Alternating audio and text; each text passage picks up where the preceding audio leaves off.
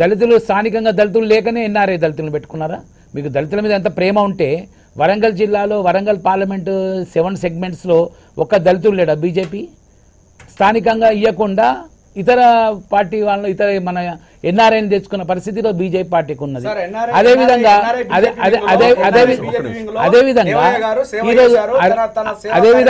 ఈరోజు కాంగ్రెస్ పార్టీ కూడా సర్వసత్యనారాయణ గారు ఇక్కడ అక్కడ ఒకే స్థానికంగా కొన్ని రాజే గారిని ఇవ్వటము, తర్వాత కొన్ని అనుకోని దురదృష్ట సంఘటన జరగటము, అది మంచి కానప్పటికీ కూడా ఒకే సర్వసత్యనారాయణకి ఇవ్వడం జరిగింది. ఈరోజు కాంగ్రెస్ పార్టీ మరి ప్రచారం ఏం చేసుకుంటుంది? స్థానికంగా అభ్యర్థులను ఏ విధంగా ప్రచారం చేసుకుంటుంది?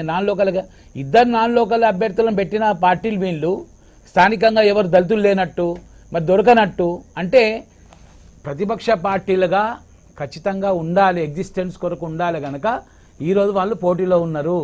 ఈరోజు మా పార్టీకి ఇరుముడు తర్వాత మనం చూస్తాం. ఈరోజు మా పార్టీకి వచ్చిన ఓట్లు ఈ వేరే పార్టీలు ఎవరైతే పోటీలో ఉన్నారో దానిలో బాగా వ్యత్యాసం ఉంటుంది. ఈరోజు ఖచ్చితంగా టీఆర్ఎస్ పెద్ద మెజారిటీతో గెలవబోతున్నారు.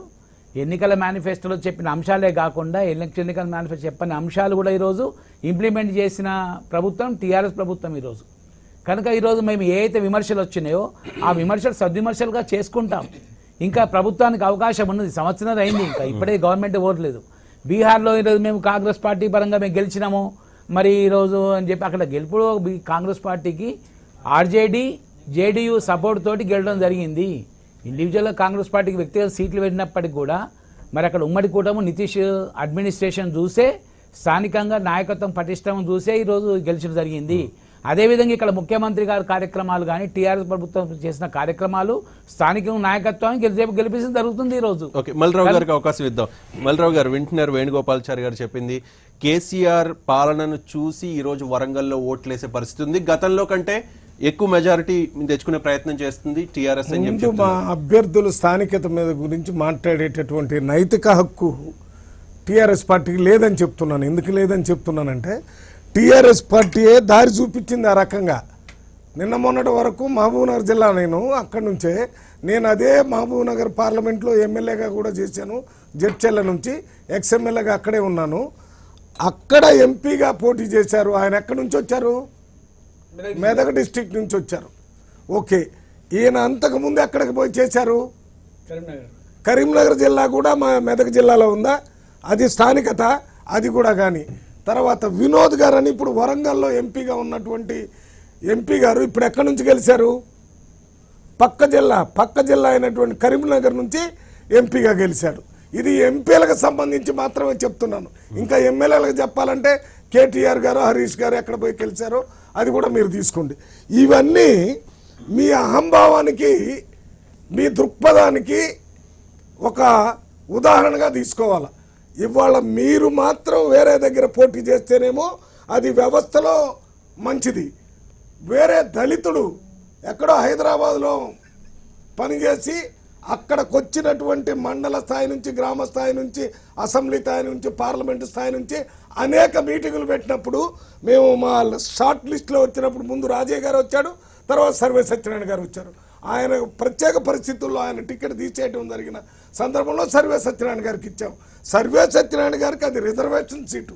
మొత్తం తెలంగాణలో ఎన్ని సీట్లు ఉంటాయి? 3 సీట్లు ఉన్నాయి. ఆ 3 సీట్లలోనే రాష్ట్రం మొత్తంలో ఉన్న ఎస్సీలని లెక్క చేసి ఇస్తారు. అందువల్ల అక్కడ పోయి ఇచ్చారు. ఆ అవకాశం కూడా మీ పార్టీలో పోటీ తెచ్చిన ఎంపీలకు లేదు. జనరల్ సీట్లలో పోయి ఇక్కడి నుంచి మహబూబ్నగర్ పోయారు, ఇక్కడి నుంచి కరీంనగర్ పోయారు, వరంగల్ నుంచి కరీంనగర్ పోయారు.